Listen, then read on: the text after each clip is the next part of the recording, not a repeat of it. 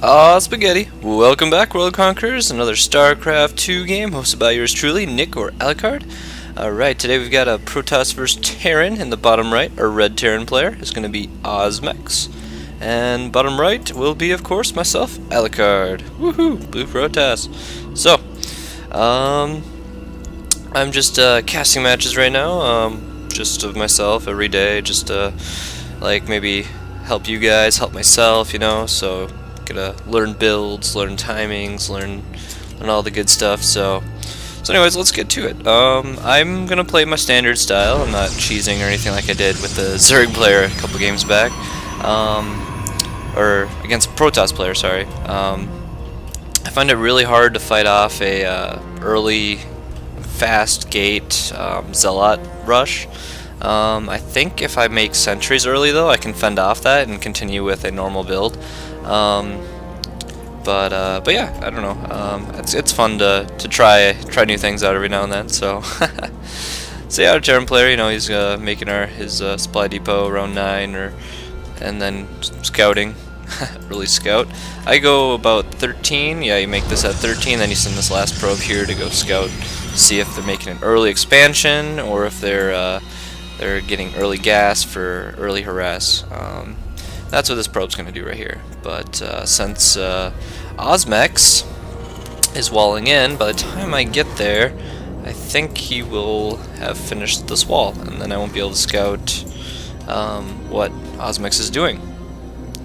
And Osmex coming into my base, just checking out, seeing what I got going on, any craziness going. He just sees a standard playstyle, so he's not going to be worried about anything too crazy, like a cannon rush or, you know, something like that. It'd be kind of interesting to try a cannon rush though, just like a little pylon here, cannon right here, and then work your way up. But no, I don't know. That's not the best way to play a Terran. Wow, this is a good hiding spot for a probe. No one ever know your probe's hiding there. Just realized that too. Look at that. My probe is right under this thing there. Kinda cool. So you can see I've made a little scout path with my probe, this green line right here. If you guys don't know how to do that, you just hold shift, right click to a few different areas that you want the probe or unit to go to. A click to have it attack. This is a safe line, so it won't attack anything it sees. But yeah, I'm just seeing if he's taking any early bases anywhere. I don't see any early bases. All I see is this. So I really don't know what the heck Osmex is doing right now. My mindset is just to continue on to my my normal build, because it can take on any build, I think, on a Terran, against a Terran player. I struggle with Zerg, but I think I'm gonna get better soon. So let's see. Alakard, scout. Yeah, I'm just scouting to see if he has like a ninja base, if you will. Because it does happen every now and then. You get this player who puts a base like way over here, and then all of a sudden you think they're on one base, and then they have a bunch, and it's not good because then you lose out on economy and whatnot. But if you're playing a standard style Protoss, you shouldn't have to worry so much about a ninja base, because you will get your second base around 30 supply. So by the time they make a ninja base, I mean, it kind of evens out, and then they're in a horrible position to protect two bases from opposite ends, and so on and so forth. You can see my zealots coming out to harass, do a little bit more scouting. I need to know what the heck Osmex is doing, because all I see is, oops, what do I see? All I see is this right here. So like, I just see that, like, that's all I've seen. And so I need to know what the heck he's doing so I can counter it if it's going to be some sort of like air only kind of Terran play, or if it's going to be mass marine or something like that. So I need to know what to do to react. Yeah, and so here's the red line. That's the A. You press A and then you shift click, and everyone view here. And I think he was trying to trap my zealot. That's why he was baiting, or he could have baited my zealot, I think, with if he would have lowered that supply depot and he would have ran in. But luckily I backed off, so I know he's got Hellions. I did see that. And so now I'm like, okay, just continue with the standard. I mean, Robo facility against anything is really good. Colossus takes pretty much all the ground units out, and then you eventually work your way to High Templar to take on the late game. But yeah, as you can see, I got my second out. Osmex does not have a second going on. Osmex is actually going to play very aggressive, and in order to be an aggressive player, you need to take out lots of probes. So Osmex will need to take out a few probes to set me back. You can see he's got a medevac coming in, and looks like he's going to do a drop with Hellion and some Marines here, so that'll be fun to see that. Actually, right here. Oh, look at that. Sorry, I missed that. But yeah, you can see the medevac coming in, and oh my gosh, a Hellion. 2 Hellions. Run! Had pretty good reaction on that, I think, but just bringing all my workers away as soon as possible so that they don't die. Just get them away from those Hellions, because they can rip workers out. Now, a little bit of a Marine attacking a gas assimilator. It's gonna take him a while to do that. Who's gonna win the fight? Not Osmex. Sorry, Osmex, you gotta go back. He had 3 Marines left. Took out his Hellions, which I was pretty happy about. If you wanted to, he could poke around a little more, maybe transfer his medevac from this base to this base, but then eventually I'd spread my units, so I'd have some units here and some units over here, so I could protect both sides with relative ease. And you might see that from me here. We'll see. But yeah, now command center going up for Osmex a little late. I mean, you can see here my second command's oversaturated. My second's already going up. So units lost tab. Looks like I've lost more resources, but when you go to units, I have a lot more workers. So even though I have more units lost, I have a lot of workers to compensate for that. 38 to 27. That's like a 33% difference in workers, which is really huge when it comes to the late game and mid game, because my economy will be better. In this game, better economy usually most of the time, like 90% of the time, means you're gonna win the game. Yeah, so keep that in mind. Make sure you're making your bases to get more workers, more minerals, more gas, etc., etc. Let's see. You can see here Osmex making more banshees. After doing the drop play, now doing banshee play. I don't know if that was the best choice. I think he did scout out my robo. Let's see. Yeah, no, he did scout out my robo. So banshees are really good if your opponent doesn't have any sort of cloak detection. Robo almost instantly means cloak detection because of the observer here. So it's not like it's gonna be the scariest. But yeah, you can see medevac. Let's see if we can follow this here. Medevac, Banshee play here. We got Marines, Hellion, and we've got more Hellions and more Marines. So this drop is going to be a little bit stronger than the last drop. And I should be a little bit stronger too because of my progression here. You can see I have stalkers at my first base here to prevent... oh, I scout that out too. My observer I send out to... I have actually 2 observers. I have one with my army and one just going out to scout. And here it comes. Medevacs are coming in. And I'm already attacking, and I'm like, okay, that's a lot of medevacs, and run away. Everything run away. So I need to regroup my whole army. And then I'm just like, move everything. So you can't fight this with that. Yeah. Medevacs, or Banshees, are really expensive too. I mean, if you look at them, they're 150, 100 gas. That's huge. 100 gas, you want to like save up for endgame, like sentries. You know, you want to protect them as long as you can because you need their power, or else you will suffer in late game and end game and so on and so forth. But yeah, units tab again. We've got 36 to 49, so I'm still in a worker lead. Units lost tab. Osmex has actually lost more now because of that drop he did. It actually hurt him more than it helped. So now he needs to focus, instead of harassing, on building up. He needs to get defensive barracks out. He needs to get more workers out. I mean, right now I could probably beat him with what I got here, but because of my playstyle, I won't be heading out until I max out. I want to steam I want to snowball him. So in that, I'm just going to get my economy as good as I can, and then go out for an attack. Yeah. So you can see I'm kind of trying to spread my workers out. My kind of mortal now and more of these, so I'll be ready for any play like that. And you know what I should do now? I should probably make a cannon in my mineral lines so I can stop banshees from attacking.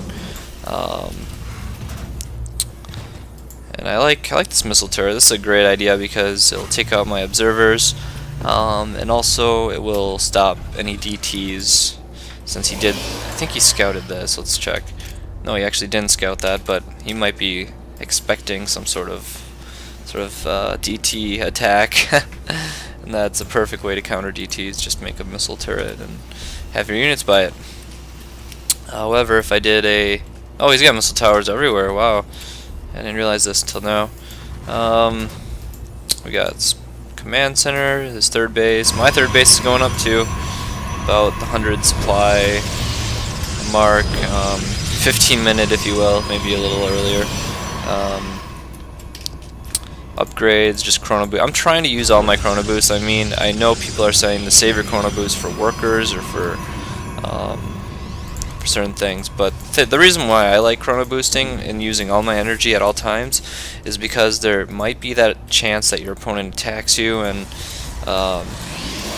you need an upgrade right then, you know. So I figure if I chrono boost my upgrades out, my opponent's doing an early attack, I can possibly counter it with my chrono boost. So always use your chrono boost as Protoss players, and then for Terran players, always use your energy for making mules. The more mules you have, the faster your economy will grow, and also scans are great for scouting. So definitely do those kinds of things, and it'll help your play. You can see I'm sending some zealots out for scouting. I just want to see where his main force is, because I want to see when he comes into play here. Here's my visions right here. His vision right here. Oops. This is his vision. You can see this green stuff on the mini-map, bottom left here. And this is my vision. Oh! I mean, after those couple drops, I'm actually playing really defensively, and actually, well, yeah, I just have my cannon out now, so I feel a little bit safer leaving my, bringing my army together into a death ball, because I have cannons at my bases now. And yeah, you can see I got my thermal lance upgrade for my Colossus, and we got observer speed, so they'll keep up with the army. Upgrades looking like, let's check out upgrades. 102 upgrades for my opponent. Gonna be no upgrades for that, no upgrades for that, and 1 upgrade for that. So my upgrades are looking a lot better than his. My population, worker count, I mean, everything is looking really good for me right now, so that's pretty cool. And you can see I'm making a little bit of a trail of pylons to scout. Like, just having them out in the area, you'll know what's coming your way. You can react to what you see. And with Protoss units, you can warp in units. So I see this. This is partly why I put my units that far out, so I could scout this. So I know he's coming with a death ball. So I'm just gathering my army now. I'm just like, okay, he's coming out. Let's get ready for this attack. And usually about 4 of these is what I would go for. So this will be like the last Colossus you'll see. Upgrades now going for my 3. What do we got now? We've got 2 2s, almost a 3 2 or a 3 3. 1 1 upgrades. Oh, this is not looking good. Yeah, you want to make sure you're getting your upgrades around like 60 supply. Make your forge or your engineering bay, and then get your first upgrade. When the first upgrade is done, make a second engineering bay, and then immediately start your next upgrades at the same time. I don't know, I just find it best to get an early upgrade and then go for double upgrades at the same time. And so I scout this with the pylon. Pylon's like, oh, there's another drop coming my way, so how am I going to deal with this? Well, it's kind of funny how I think about this. I actually warp in to Templars. The reason why is because they have this ability called Feedback, drains all energy from the target, deals 1 damage per point of energy. Medevacs have 200 energy, therefore I can do 200 damage to these medevacs right here. But they were out of position. They weren't in my mineral line. Like they probably should have warped them in like around here, and then feedback the attack there, and I would have been just fine.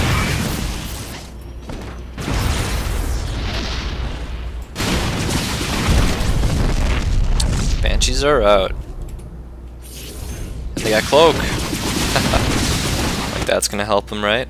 The observer I have. There's my observer.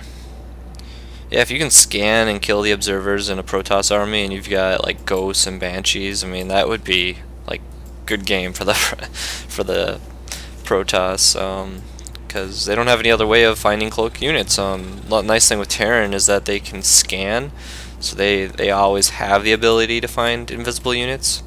Like yeah, that's one big advantage with Terran is cloaked units are not a threat, or like seem to not be a threat at all.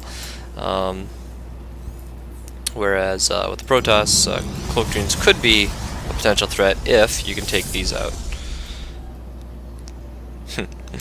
And yeah, you can see I got a 4th base going on. Got some more pylons, some cannons. You know what? I have so many. Look at the economy here. 5,000 to 900. 800 to 2,000. He has a lot of gas. And you know what? Terran players don't use gas a whole lot, mostly because they rely on making mass marine, which is just simply minerals. But their upgrades, they do need to spend their gas a little bit more. You can see here, Banshees. What are they doing? I wonder. Well, they're probably scouting for pylons, not for bases. And now the fun starts here. And oh, was that worth it? Was that worth it? Oh gosh. He lost 2 Banshees. Banshees are 3 Banshees.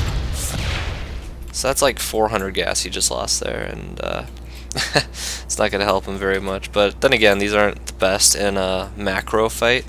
Banshees really, at least not that I've seen. I mean, it's possible, but I've never seen Banshees do well in a big fight like this here. So yeah, here's the big fight. Epic. Vikings coming in, taking out Colossus. Stalkers coming in, help reinforce the army. Immortals coming in, taking out the Marauders. Marines coming in. They're just getting wiped. Terran players getting wiped because the upgrades are lacking, the numbers are lacking. I've got all my tech. I've got storms. I've got you name it. And now, this was stupid of me. I put my observer out in the front, and you can see that it was almost going to die to missile turrets. So I realized that and moved it back. I think, yeah, it's still. Oh, I guess I still kept it there. I don't know what I'm doing with this observer, but that is a game. He actually GG'd right about here. I'm just attacking for the fun of it because I want to destroy. Yeah.